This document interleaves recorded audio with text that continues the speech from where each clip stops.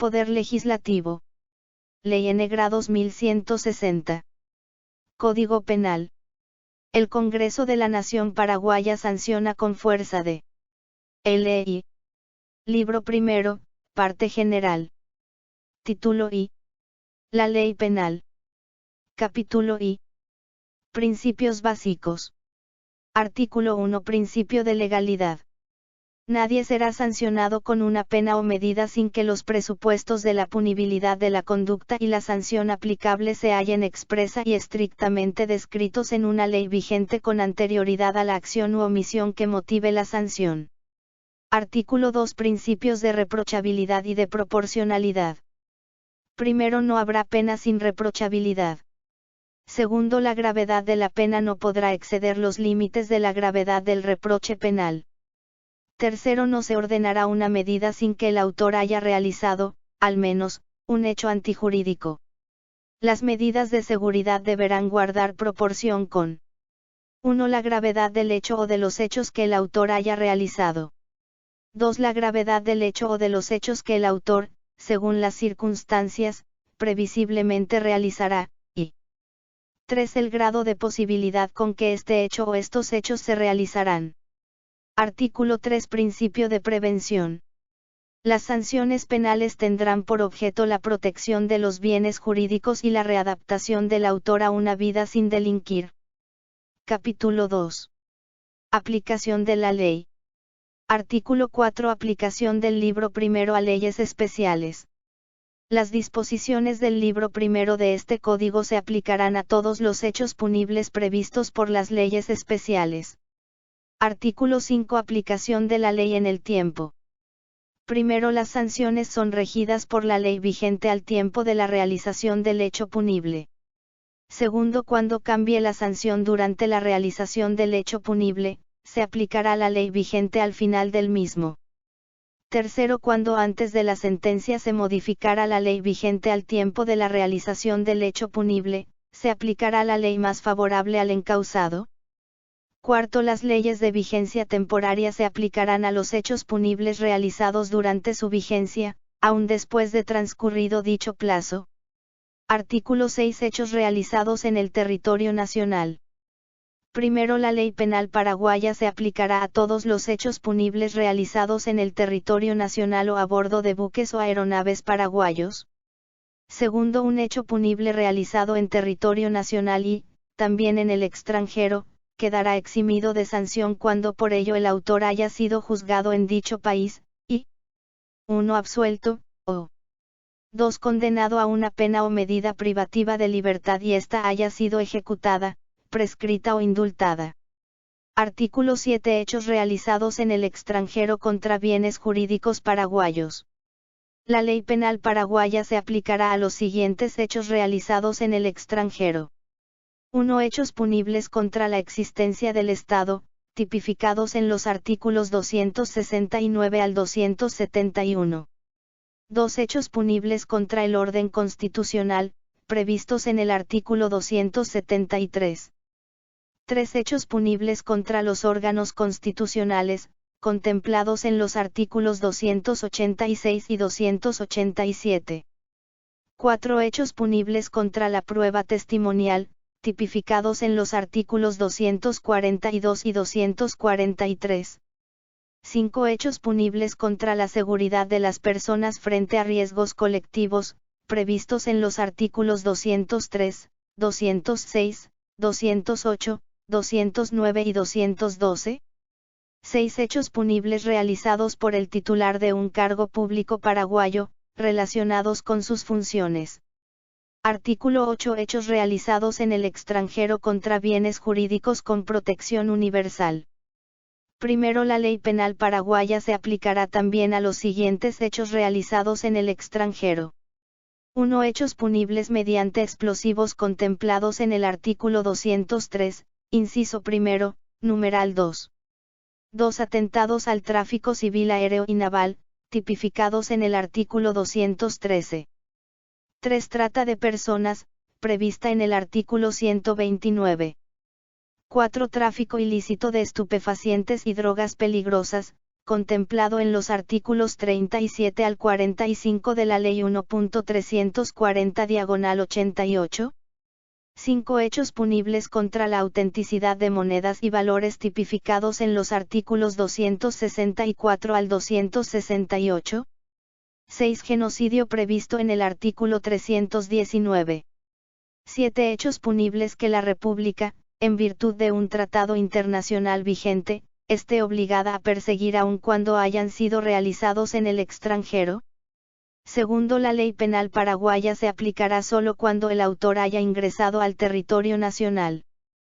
Tercero, queda excluida la punición en virtud de la ley penal paraguaya, cuando un tribunal extranjero 1 haya absuelto al autor por sentencia firme, o 2 haya condenado al autor a una pena o medida privativa de libertad, y la condena haya sido ejecutada, prescrita o indultada. Artículo 9. Otros hechos realizados en el extranjero.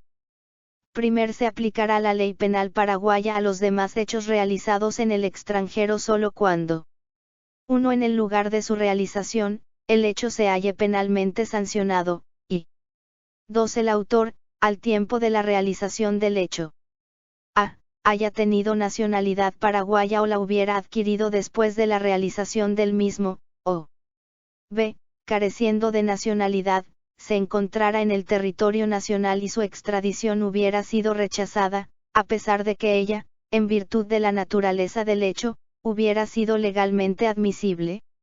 Lo dispuesto en este inciso se aplicará también cuando en el lugar de la realización del hecho no exista poder punitivo.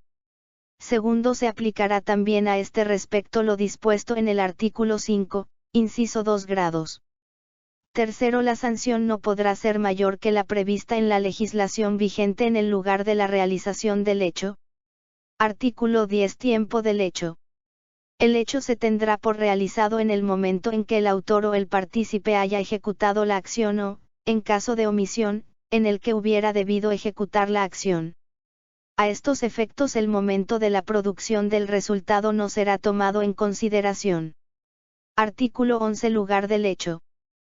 Primero, el hecho se tendrá por realizado en todos los lugares en los que el autor o el partícipe haya ejecutado la acción o, en caso de omisión, hubiera debido ejecutarla, o en los que se haya producido el resultado previsto en la ley o en los que hubiera debido producirse conforme a la representación del autor.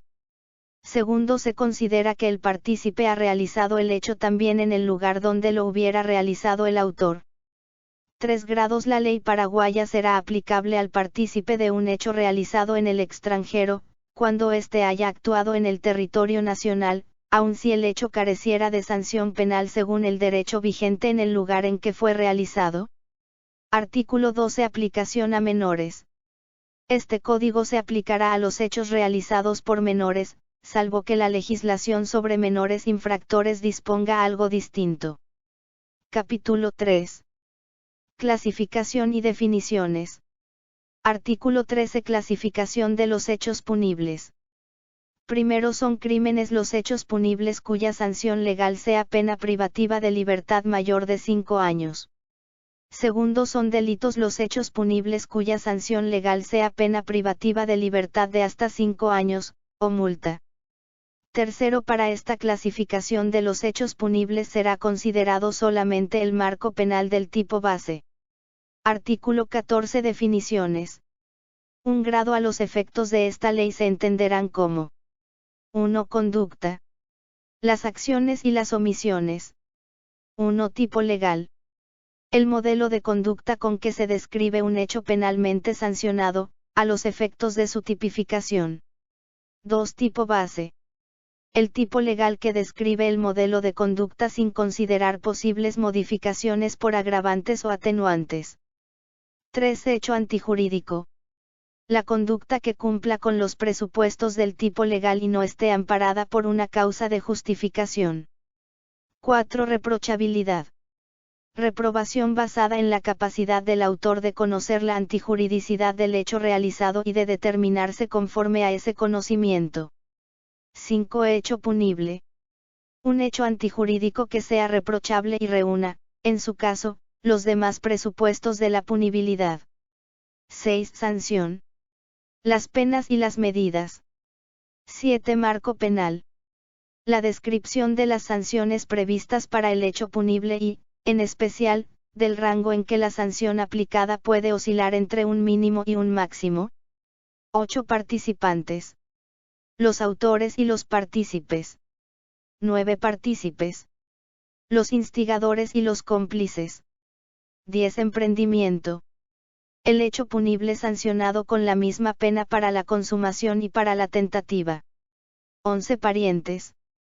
Los consanguíneos hasta el cuarto grado, el cónyuge y los afines en línea recta hasta el segundo grado, sin considerar a la filiación matrimonial o extramatrimonial.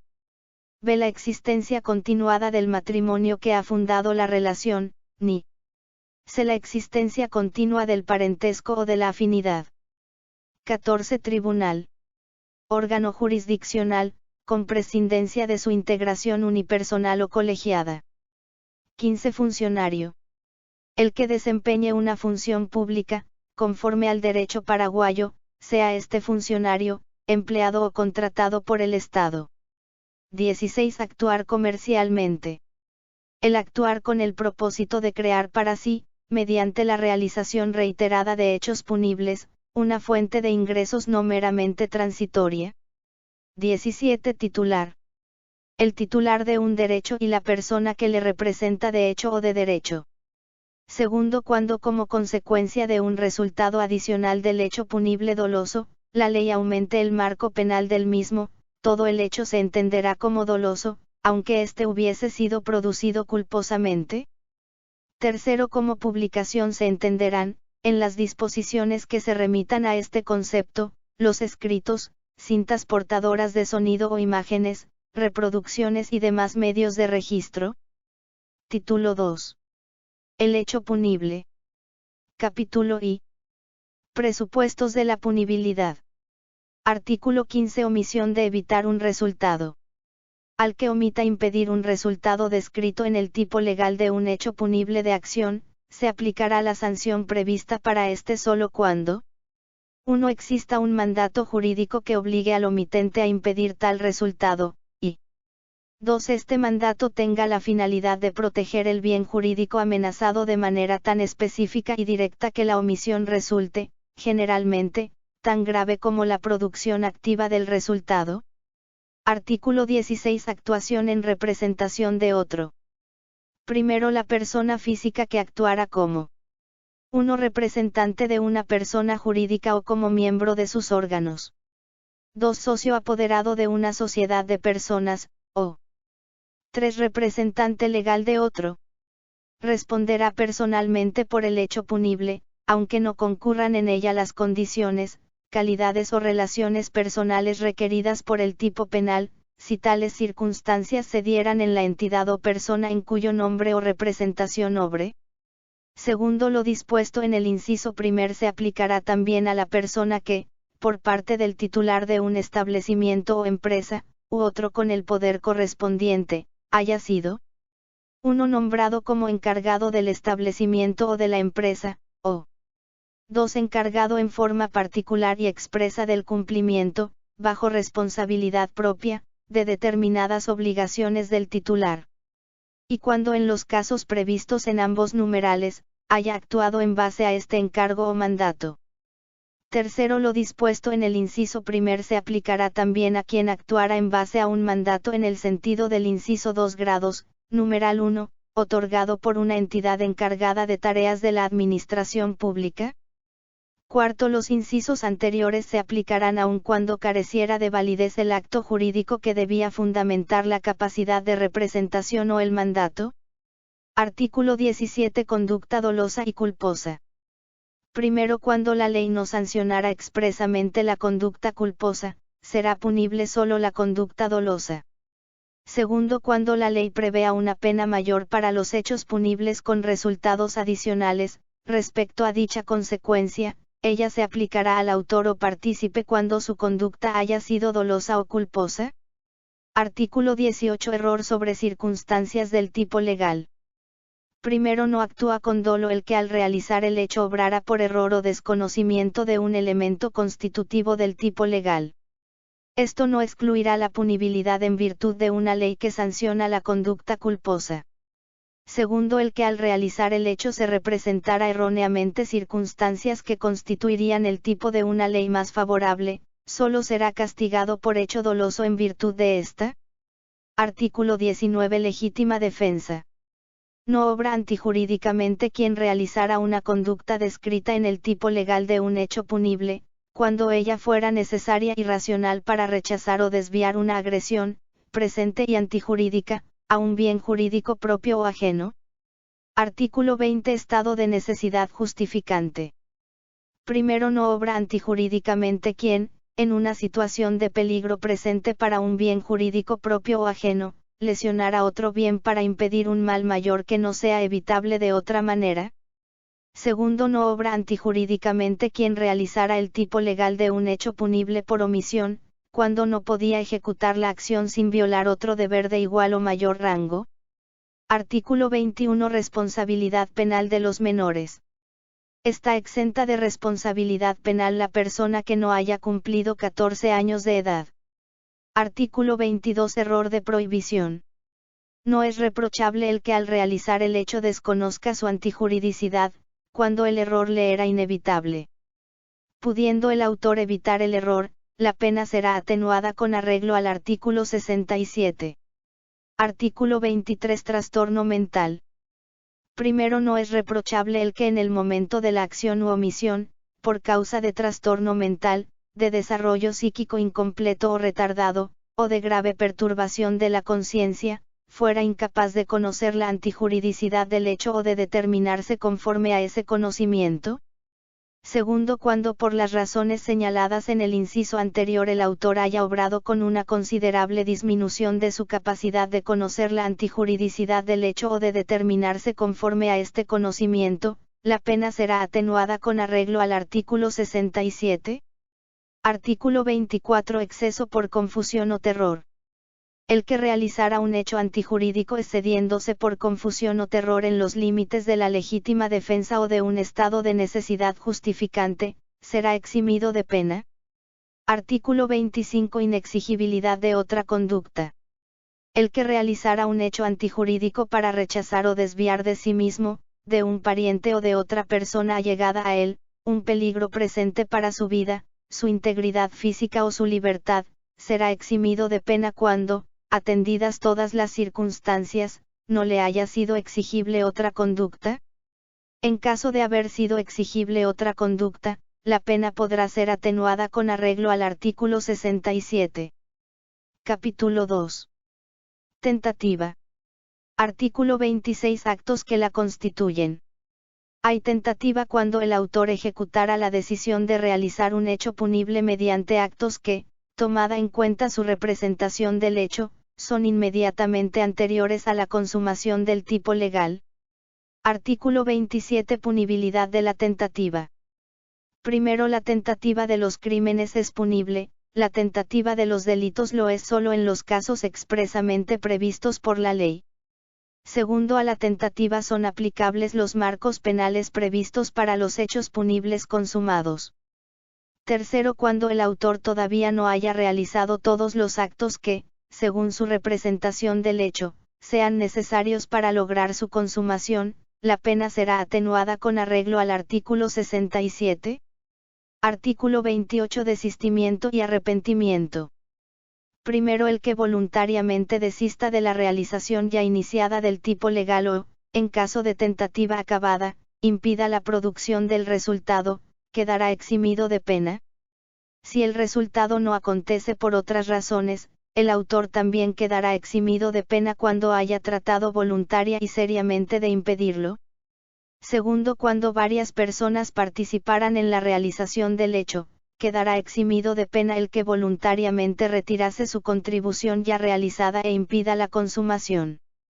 Cuando el hecho no se consumara por otras razones o cuando la contribución no haya tenido efecto alguno en la consumación, quedará eximido de pena quien haya tratado voluntaria y seriamente de impedirla. Capítulo 3. Pluralidad de participantes. Artículo 29. Autoría. Primero será castigado como autor el que realizara el hecho obrando por sí o valiéndose para ello de otro. Segundo, también será castigado como autor el que obrara de acuerdo con otro de manera tal que, mediante su aporte al hecho, comparta con el otro el dominio sobre su realización. Artículo 30. Este audio fichero fue creado por Panopreter Basic. Lo obtiene de www.panopreter.com. Instigación. Será castigado como instigador el que induzca a otro a realizar un hecho antijurídico doloso. La pena será la prevista para el autor. Artículo 31. Complicidad. Será castigado como cómplice el que ayudara a otro a realizar un hecho antijurídico doloso. La pena será la prevista para el autor y atenuada con arreglo al artículo 67. Artículo 32. Circunstancias personales especiales. Primero, cuando no se dieran en el instigador o cómplice las condiciones, calidades o relaciones personales previstas en el artículo 16 que fundamenten la punibilidad del autor, la pena será atenuada con arreglo al artículo 67. Segundo, las circunstancias personales especiales que aumenten, disminuyan o excluyan la pena serán tomadas en cuenta solo para aquel autor o partícipe en que se dieran. Artículo 33. Punibilidad individual. Cada participante en el hecho será castigado de acuerdo con su reprochabilidad, independientemente de la reprochabilidad de los otros. Artículo 34. Tentativa de instigar a un crimen. Primero, el que intentara instigar a otro a realizar un crimen o que instigue a un tercero a realizarlo, será punible con arreglo a las disposiciones sobre la tentativa. La pena prevista para la tentativa será atenuada con arreglo al artículo 67. Segundo, quedará eximido de la pena prevista en el inciso anterior el que voluntariamente desistiera de la tentativa o el que desviara un peligro ya existente de que el otro realice el hecho. Cuando no aconteciera el hecho, independientemente de la conducta del que desista o cuando se realizara el hecho, independientemente de su conducta anterior, será suficiente para eximirle de la pena el que con su conducta, voluntaria y seriamente, hubiera intentado impedir la realización. Capítulo 4. Declaraciones e informes legislativos. Artículo 35. Declaraciones legislativas. Los miembros de la Convención Nacional Constituyente y del Congreso no serán responsables por los votos emitidos y por sus declaraciones en el órgano legislativo o en sus comisiones, sin perjuicio de la responsabilidad que pudiera corresponderle en el seno de los mismos. Artículo 36. Informaciones legislativas. Quedarán exentos de toda responsabilidad penal quienes informen verazmente sobre las sesiones públicas de los órganos señalados en el artículo 35 y de sus comisiones. Título 3. De las penas. Capítulo I. Clases de penas. Artículo 37. Clases de penas. Primero son penas principales. A. La pena privativa de libertad. B. La pena de multa. Segundo son penas complementarias. A. La pena patrimonial. B. La prohibición de conducir. Tercero son penas adicionales. A. La composición. B. La publicación de la sentencia. Capítulo 2. Penas principales. Sección I. Pena privativa de libertad. Artículo 38. Duración de la pena privativa de libertad. La pena privativa de libertad tendrá una duración mínima de 6 meses y máxima de 25 años. Ella será medida en meses y años completos. Artículo 39. Objeto y bases de la ejecución. Primero, el objeto de la ejecución de la pena privativa de libertad es promover la readaptación del condenado y la protección de la sociedad. Segundo, durante la ejecución de la pena privativa de libertad, se estimulará la capacidad del condenado para responsabilizarse de sí mismo y llevar una vida en libertad sin volver a delinquir. En cuanto la personalidad del condenado lo permita, serán disminuidas las restricciones de su libertad. Se fomentarán las relaciones del condenado con el mundo externo, siempre que sirvan para lograr la finalidad de la ejecución de la pena. Tercero, en cuanto a los demás derechos y deberes del condenado, la ejecución de la pena privativa de libertad estará sujeta a las disposiciones de la ley penitenciaria. Artículo 40. Trabajo del condenado. Primero, el condenado tiene derecho a ser ocupado con trabajos sanos y útiles que correspondan dentro de lo posible a sus capacidades, facilitándole mantenerse con su trabajo en su futura vida en libertad. Segundo, el condenado sano está obligado a realizar los trabajos que, con arreglo al inciso anterior, se le encomienden. Tercero, el trabajo será remunerado.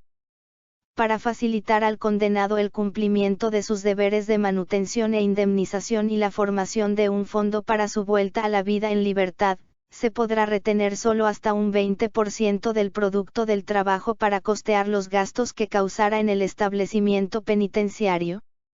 Cuarto, en cuanto a lo demás, en especial la forma en que el condenado administre el fruto de su trabajo, se aplicará lo dispuesto en la ley penitenciaria.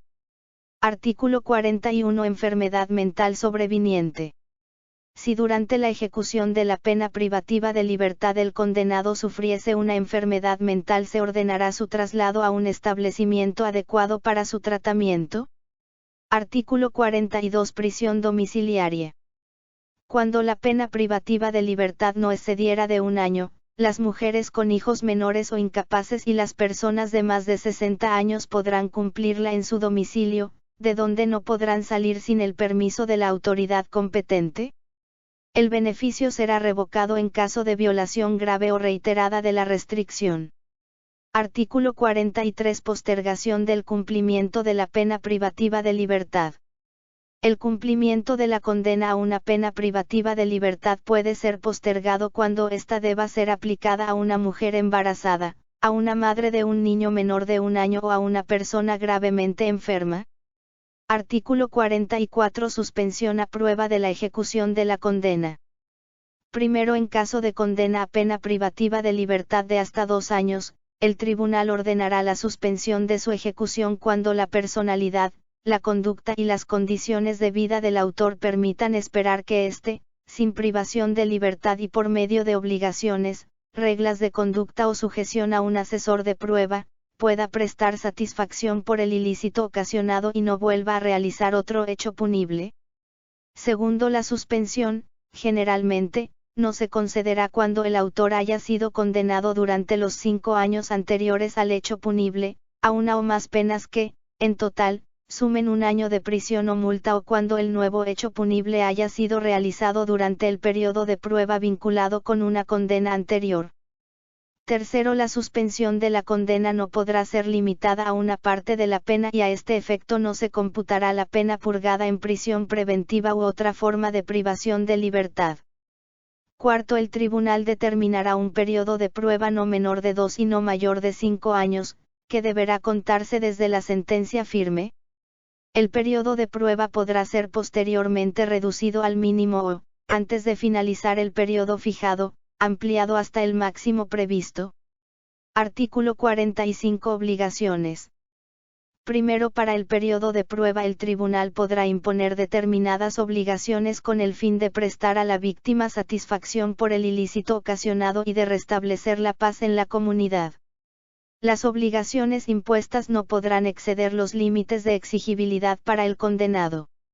Segundo, el tribunal podrá imponer al condenado 1. Reparar, dentro de un plazo determinado y de acuerdo con sus posibilidades, los daños causados por el hecho punible.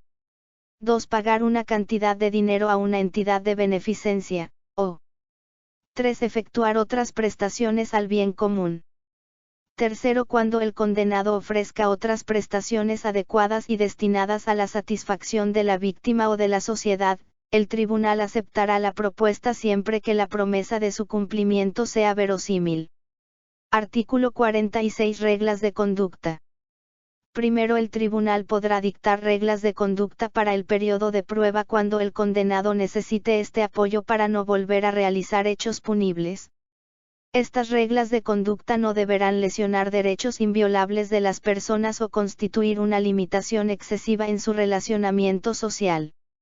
Segundo, el tribunal podrá obligar al condenado a 1. Acatar órdenes relativas a su domicilio, instrucción, trabajo, tiempo libre o arreglo de sus condiciones económicas. 1. Presentarse al juzgado u otra entidad o persona en fechas determinadas. 1. No frecuentar a determinadas personas o determinados grupos de personas que pudiesen darle oportunidad o estímulo para volver a realizar hechos punibles y, en especial, no emplearlas, instruirlas o albergarlas. 2. Este audio fichero fue creado por Panopreter Basic. Lo obtiene de www.panopreter.com. No poseer, llevar consigo o dejar en depósito determinados objetos que pudiesen darle oportunidad o estímulo para volver a realizar hechos punibles, y 3. Cumplir los deberes de manutención. Tercero, sin el consentimiento del condenado, no se podrá dictar la regla de 1. Someterse a tratamiento médico o a una cura de desintoxicación, o 2. Permanecer albergado en un hogar o establecimiento. Cuarto, en caso de que el condenado asuma por propia iniciativa compromisos sobre su futura conducta de vida, el tribunal podrá prescindir de la imposición de reglas de conducta cuando el cumplimiento de la promesa sea verosímil. Artículo 47. Asesoría de prueba. Primero, el tribunal ordenará que durante todo o parte del periodo de prueba, el condenado esté sujeto a la vigilancia y dirección de un asesor de prueba, cuando esto fuera indicado para impedirle volver a realizar hechos punibles. Segundo, al suspenderse la ejecución de una pena privativa de libertad de más de 9 meses para un condenado menor de 25 años de edad, se ordenará, generalmente, la asesoría de prueba. Tercero, el asesor de prueba prestará apoyo y cuidado al condenado. Con acuerdo del tribunal supervisará el cumplimiento de las obligaciones y reglas de conducta impuestas, así como de las promesas. Además, presentará informe al tribunal en las fechas determinadas por este y le comunicará las lesiones graves o repetidas de las obligaciones, reglas de conducta o promesas. Cuarto, el asesor de prueba será nombrado por el tribunal, el cual podrá darle instrucciones para el cumplimiento de las funciones señaladas en el inciso anterior. Quinto, la asesoría de prueba podrá ser ejercida por funcionarios, por entidades o por personas ajenas al servicio público. Artículo 48. Modificaciones posteriores. Con posterioridad a la sentencia, podrán ser adoptadas, modificadas o suprimidas las medidas dispuestas con arreglo a los artículos 44 al 46. Artículo 49. Revocación. Primero, el tribunal revocará la suspensión cuando el condenado 1. Durante el periodo de prueba o el lapso comprendido entre la decisión sobre la suspensión y el momento en que haya quedado firme la sentencia, haya realizado un hecho punible doloso demostrando con ello que no ha cumplido la expectativa que fundaba la suspensión. 2. Infringiera grave o repetidamente reglas de conducta o se apartara del apoyo y cuidado del asesor de prueba, dando con ello lugar a la probabilidad de que vuelva a realizar hechos punibles. 3. Incumpliera grave o repetidamente las obligaciones. Segundo, el juez prescindirá de la revocación, cuando sea suficiente. 1. Ordenar otras obligaciones o reglas de conducta. 2. Sujetar al condenado a un asesor de prueba, o 3. Ampliar el periodo de prueba o sujeción a la asesoría. Tercero, no serán reembolsadas las prestaciones efectuadas por el condenado en concepto de cumplimiento de las obligaciones, reglas de conducta o promesas. Artículo 50. Extinción de la pena. Transcurrido el periodo de prueba sin que la suspensión fuera revocada, la pena se tendrá por extinguida. Artículo 51. Libertad condicional. Primero, el tribunal suspenderá a prueba la ejecución del resto de una pena privativa de libertad, cuando 1. Hayan sido purgadas las 2/3 partes de la condena. 2. Se pueda esperar que el condenado, aun sin compurgamiento del resto de la pena, no vuelva a realizar hechos punibles, y 3. El condenado lo consienta. La decisión se basará, en especial, en la personalidad del condenado, su vida anterior, las circunstancias del hecho punible, su comportamiento durante la ejecución de la sentencia, sus condiciones de vida y los efectos que la suspensión tendrían en él. Segundo, en lo demás, regirá lo dispuesto en el inciso 4 grados del artículo 44 y en los artículos 45 al 50. Tercero, la suspensión no se concederá, generalmente, cuando el condenado hiciera declaraciones falsas o evasivas sobre el paradero de objetos sujetos al comiso o a la privación de beneficios con arreglo a los artículos 86 y siguientes. Cuarto, el tribunal podrá fijar plazos no mayores de 6 meses, durante los cuales no se admitirá la reiteración de la solicitud de la suspensión. Sección 2. Pena no privativa de libertad. Artículo 52. Pena de multa. Primero, la pena de multa consiste en el pago al Estado de una suma de dinero determinada, calculada en días multa. Su límite es de 5 días multa como mínimo y, al no disponer la ley algo distinto, de 360 días multa como máximo. Segundo, el monto de un día multa será fijado por el tribunal considerando las condiciones personales y económicas del autor. Se atenderá, principalmente, al promedio del ingreso neto que el autor tenga o pueda obtener en un día. Un día multa será determinado en, por lo menos, el 20% de un jornal mínimo diario para actividades diversas no especificadas y en 510 jornales de igual categoría, como máximo. Tercero, no habiendo una base para determinar el monto de un día multa, el tribunal podrá estimar los ingresos, el patrimonio y otros datos económicos pertinentes. Además, podrá exigir informes de las oficinas de Hacienda y de los bancos. Cuarto, en la sentencia se hará constar el número y el monto de los días multa. Quinto, en caso de suprimirse la categoría legal de salarios y jornales mínimos en la legislación laboral, los montos establecidos en el inciso 2 grados serán actualizados anualmente por medio de la tasa del índice de precios al consumidor, publicada oficialmente al 31 de diciembre de cada año por el Banco Central del Paraguay o la institución encargada de elaborarlo, tomando como referencia el último monto que haya estado vigente. Artículo 53. Pena de multa complementaria. Cuando el autor se haya enriquecido o intentado enriquecerse mediante el hecho, además de una pena privativa de libertad, podrá imponérsele una pena de multa conforme a sus condiciones personales y económicas. Artículo 54. Facilitación de pago. A solicitud del condenado, el tribunal podrá determinar un plazo para el pago de la multa o facultar a pagarla en cuotas, pudiendo ordenar el cese de este beneficio en caso de no abonar el condenado una cuota en la fecha señalada. Artículo 55. Sustitución de la multa mediante trabajo. Primero, a solicitud del condenado, el tribunal podrá conceder la sustitución del pago de la multa mediante trabajo en libertad a favor de la comunidad. Un día multa equivale a un día de trabajo. Segundo, el tribunal fijará la naturaleza del trabajo, pudiendo modificar posteriormente esta decisión. Artículo 56. Sustitución de la multa por pena privativa de libertad. Primero, una multa que quedara sin pago, y no fuera posible ejecutarla en los bienes del condenado, será sustituida por una pena privativa de libertad. Un día multa equivale a un día de privación de libertad. El mínimo de una pena privativa de libertad sustitutiva es un día. Segundo, se aplicará lo dispuesto en el inciso anterior, cuando el autor reprochablemente no cumpliera con el trabajo ordenado con arreglo al artículo 55. Capítulo 3. Penas complementarias.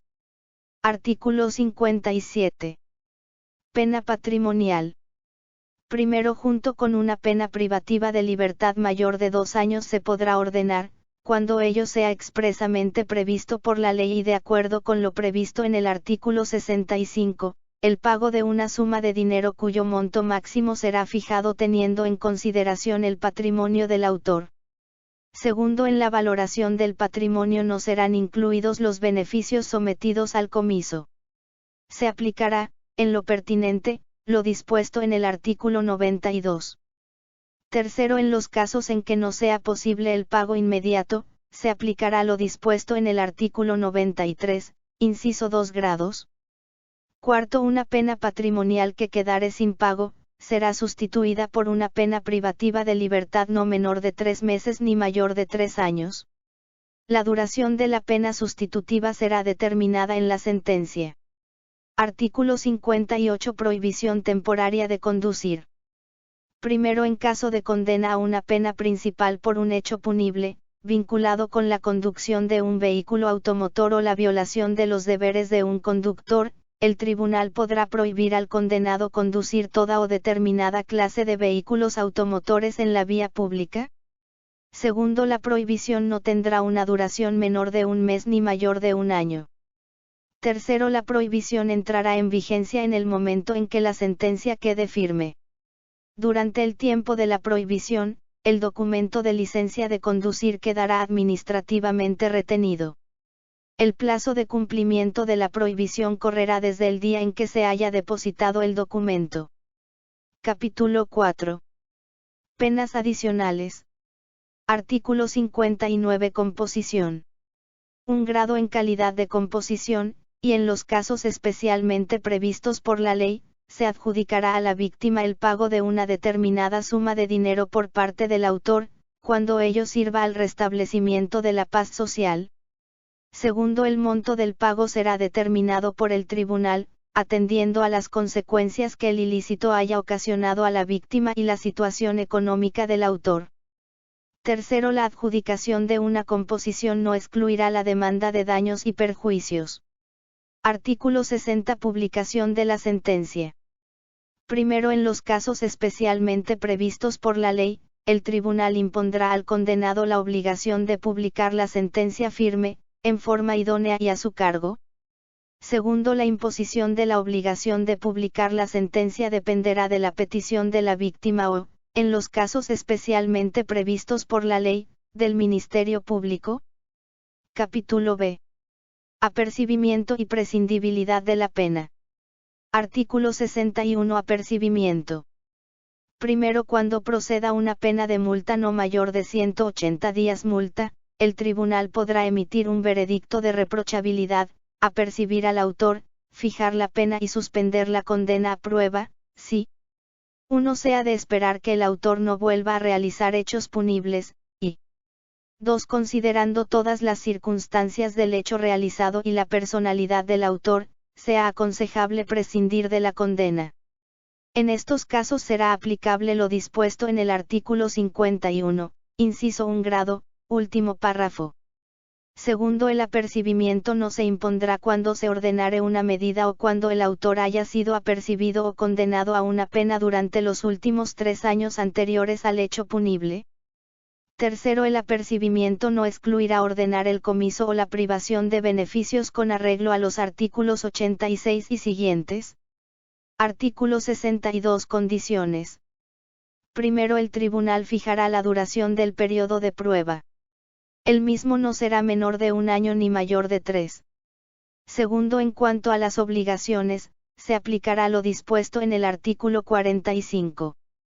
Tercero, el tribunal podrá imponer al apercibido 1. Cumplir los deberes de manutención a su cargo, o 2. Someterse a un tratamiento médico o a una cura de desintoxicación. Cuarto, para la fijación de las condiciones, se estará a lo dispuesto en los incisos 3 grados y 4 grados del artículo 46 y en el artículo 48. Artículo 63. Aplicación de la pena fijada. Primero, cuando el apercibido realizara las conductas descriptas en el inciso 1 grado del artículo 49, el tribunal revocará la suspensión de la condena e impondrá el cumplimiento de la pena que había fijado. En estos casos se aplicará lo dispuesto en los incisos 2 grados y 3 grados del artículo 49. Segundo, cuando al apercibido no se le haya aplicado la pena, al terminar el periodo de prueba el tribunal constatará que respecto al hecho ya no proceda la sanción. En este caso, la pena reservada no será inscripta en el registro.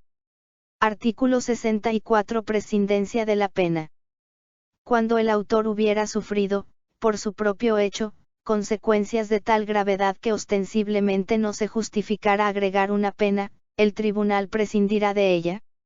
Esto no se aplicará cuando proceda una pena privativa de libertad mayor de 1 año. Capítulo B. Medición de la pena. Artículo 65. Bases de la medición. Primero, la medición de la pena se basará en la reprochabilidad del autor y será limitada por ella. Se atenderán también los efectos de la pena en su vida futura en sociedad. Segundo, al determinar la pena, el tribunal sopesará todas las circunstancias generales en favor y en contra del autor y particularmente 1. Los móviles y los fines del autor. 2. La actitud frente al derecho. 3. La intensidad de la energía criminal utilizada en la realización del hecho. 4. El grado de ilícito de la violación del deber de no actuar o, en caso de omisión, de actuar. 5. La forma de la realización, los medios empleados, la importancia del daño y del peligro, y las consecuencias reprochables del hecho. 6. La vida anterior del autor y sus condiciones personales y económicas, y 7. La conducta posterior a la realización del hecho y, en especial, los esfuerzos para reparar los daños y reconciliarse con la víctima. 3 grados en la medición de la pena, ya no serán consideradas las circunstancias que pertenecen al tipo legal. Artículo 66. Sustitución de la pena privativa de libertad. Primero, en los casos en que la medición de la pena privativa de libertad no exceda de 1 año, generalmente se la sustituirá por una pena de multa, correspondiendo cada mes de pena privativa de libertad a 30 días multa. Segundo, en caso de condena a una pena de multa sustitutiva será aplicable lo dispuesto en el artículo 55. Artículo 67. Marcos penales en caso de circunstancias atenuantes especiales. Primero, cuando por remisión expresa a este artículo la ley ordene o permita atenuar la pena, se aplicarán las siguientes reglas. 1. La condena a una pena principal no podrá exceder las 3/4 partes de su límite legal máximo. 2. El mínimo de una pena privativa de libertad se reducirá a 2 años en caso de ser de 5 o 10 años. B. A 1 año, en caso de ser de 2 o 3 años, y C. Al límite legal mínimo, en los demás casos. Segundo, cuando por remisión a este artículo la ley permita atenuar la pena según el prudente criterio del juez, éste podrá hacerlo hasta su límite legal mínimo o sustituirla por una pena de multa. Artículo 68. Concurrencia de atenuantes. Cuando el marco penal del tipo legal sea de carácter atenuado, en la medición de la pena no se aplicarán las reglas del artículo anterior. Artículo 69. Cómputo de privación de libertad anterior. Primero, cuando el condenado haya sufrido prisión preventiva u otra privación de libertad, estas se computarán a la pena privativa de libertad o de multa. Segundo, cuando una pena dictada en sentencia firme sea posteriormente sustituida por otra, la pena ya ejecutada le será computada. Tercero, para el cómputo son equivalentes 1 día multa y 1 día de privación de libertad. Artículo 70. Medición de la pena en caso de varias lesiones de la ley. Primero, cuando el mismo hecho punible transgreda varias disposiciones penales o la misma disposición penal varias veces o cuando varios hechos punibles del mismo autor sean objeto de un procedimiento, el autor será condenado a una sola pena que será fijada en base a la disposición que prevea el marco penal más grave. Dicha pena no podrá ser inferior a la mínima prevista por los marcos penales de las otras disposiciones lesionadas. Segundo, la pena será aumentada racionalmente, pudiendo alcanzar la mitad del límite legal máximo indicado en el inciso anterior. El aumento no excederá el límite previsto en los artículos 38 y 52.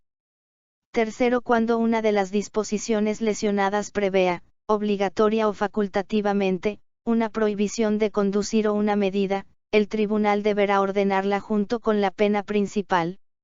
Artículo 71. Determinación posterior de la pena unitaria.